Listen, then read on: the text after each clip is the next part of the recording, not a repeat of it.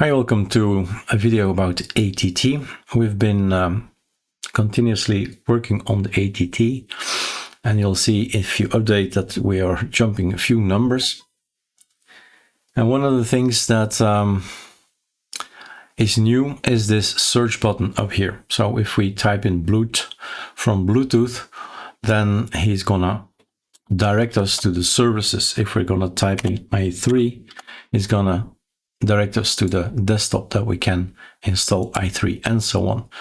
It's not perfect, the system, but at least it gives us some help of where somewhere in all those menus and tabs is what we're looking for, right? So that's the search button. What else did change in the meantime is the maintenance is more well, emptier, in the sense that it was too packed. Everything was on one page, right? Now we have everything a little bit more in order, in less chaotic feeling. And this is also new, I think, for Plymouth. Yes, you may have seen in the teaser video of Calamaris.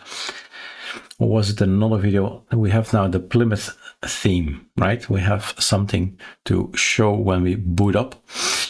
And if it's absent, then this can help us and regenerate everything. So little things to improve the work. Did we change the network? There's the firewall that was already, I think, recorded on video. But it also here as well, we have made a little bit of, let's do Super F here, disable a little bit of reorganizing things, I think. You may have not noticed this. This is news, completely new. We built it just a few minutes ago.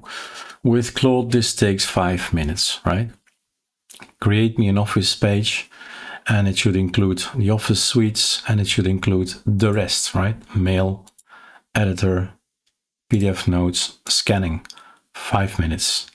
It's done, right? And it is, well, interesting in the sense, let's just go skip again. Super F here, Super F, voila. Better like this. So this pops up, and then you see all the things that LibreOffice Fresh needs, right? Dependencies. So transparency all the way. And not only that, but I don't want it, so remove it again, and everything is back. You have, again, the same clean machine as before when you click the button, right? That's the point. WPS Office is basically my setup. That means that this is the default thing, right? The package.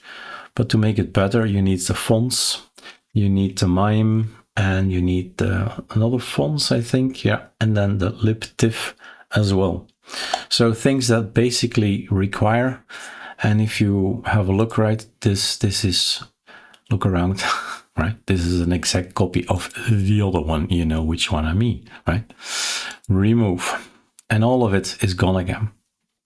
So that's a major change, I think, just to wherever we are on ArchLinux distribution, we get the ArchLinux Tweak Tool, and we remove what we don't want, we install what we do want. I probably am forgetting something. This is new, services, user services. I wanted to know if my Kiro website service was still running. So I have a local server on which I develop the Kiro project.be, right? That's the official one. But I'll run one on my machine here. I go edit, go change, I say to Claude, have a look at it. You're a copywriter now, go grab the website and give me suggestions how to improve it. All that is done locally. And then I say deploy, and then it goes on the internet. Right, so this is not a clickable thing. We decided, and Claude and me, right? We decided not to do it editable, like disable, enable, and all that, avoiding mistakes.